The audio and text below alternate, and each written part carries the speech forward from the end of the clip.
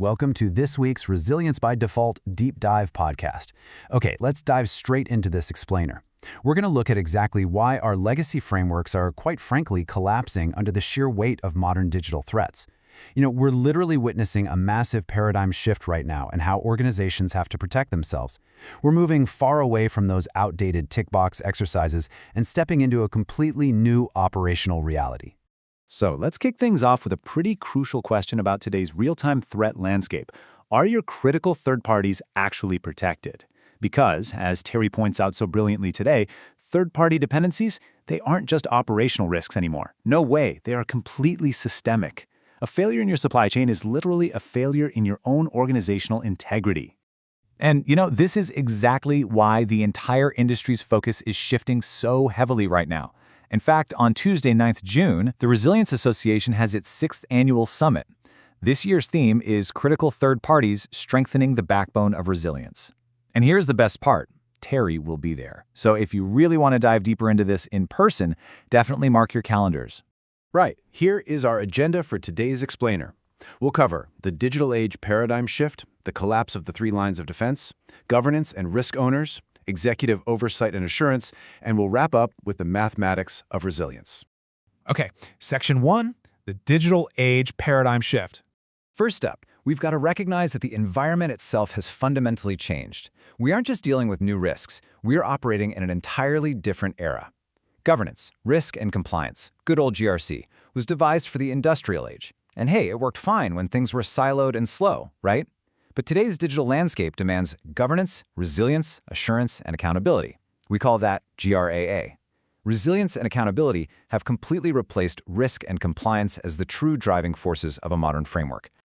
Moving right along to Section 2, the collapse of 3 lines. Now, the traditional 3 lines of defense model is a structure pretty much all of us know intimately, but its foundation simply cannot survive this paradigm shift. The old model was built on some really dangerous assumptions.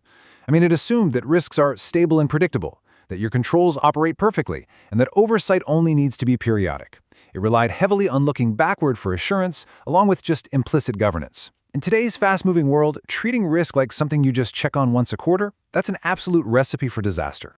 Those old assumptions, they just completely collapse in a digital ecosystem. Today, threats are evolving in real time. Third-party dependencies are totally systemic. Regulatory expectations aren't periodic anymore, they are continuous. Accountability is highly personal and trackable. And above all, resilience is a mandated outcome. Just as Terry notes, the 3 lines of defense has basically become a compliance-era artifact living in a resilience-era world. All right, Section 3. Governance and risk owners. So, to actually operationalize GRAA, organizations have to adopt a 4 lines of defense model. Under Terry's model, the first line means the business itself owns the risk, the controls, and the resilience outcomes. This aligns perfectly with the accountability pillar of GRAA. It places the responsibility exactly where the risk is actually being taken, right with the risk owners themselves. Makes absolute sense, doesn't it? And then we have the second line. Now, this is no longer some passive policy function that just writes up documents and shoves them into a drawer somewhere. It's a highly active governance engine. It sets the risk appetite, defines your organizational impact tolerances, ensures cross-framework alignment, and actively drives resilience integration. This is exactly how the governance pillar of GRAA is made fully operational. That brings us to Section 4, Executive Oversight and Assurance. This section really builds into the most significant evolution from the old model. This is where the real paradigm shift happens. The third line demands a distinct executive challenge function.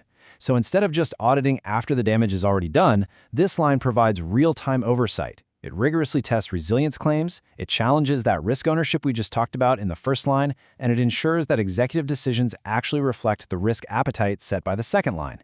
Essentially, this is the resilience pillar expressed through constant informed challenge.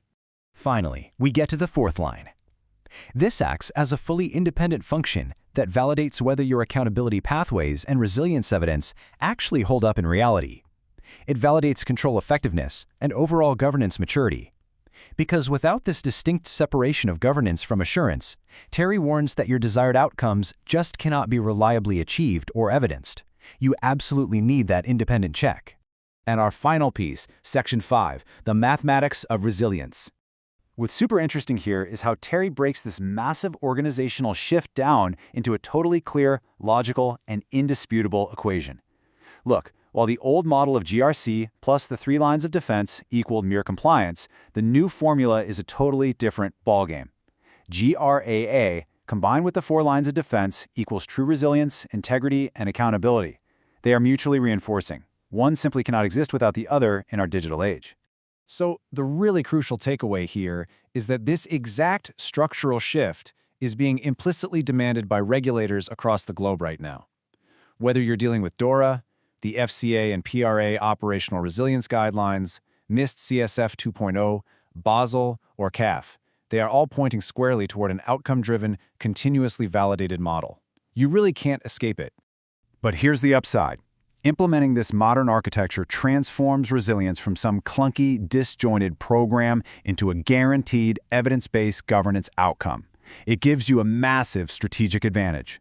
You can provide regulators with crystal-clear accountability pathways, dramatically strengthen your board oversight, and finally move your organization from that periodic, backwards-looking assurance into seamless, continuous validation.